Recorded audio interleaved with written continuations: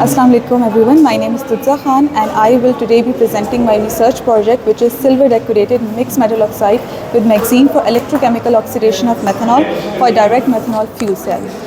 As we all know that in today's world, energy crisis is a major problem and we are heavily dependent upon fossil fuels, which are not only depleting rapidly but also causes toxic damage to environment. This is where direct methanol fuel cells comes in handy.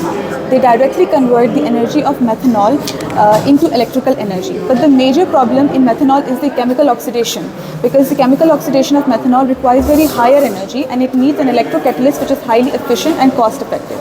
In current times, platinum electrode is being used, but it has two major disadvantages. It is highly costly and it is very it is very susceptible to carbon monoxide poisoning.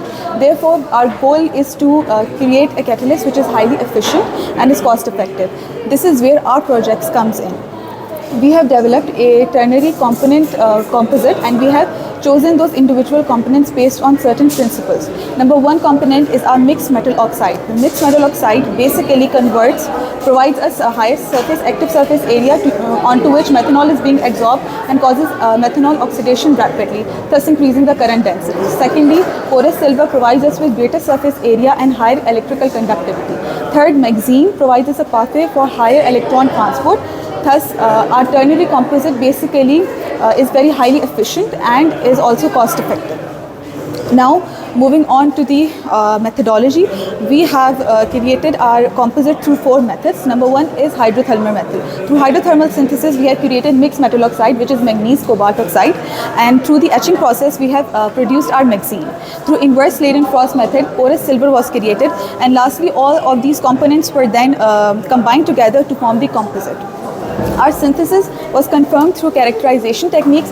We had done 5 characterization techniques: XRD, EDX, Raman spectroscopy, FTIR and SEM.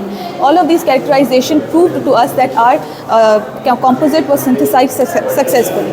Furthermore, electrochemical testing proved to us that our composite was provided a high current density and lower overpotential,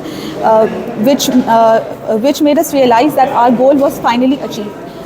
With the composite, you can see the composite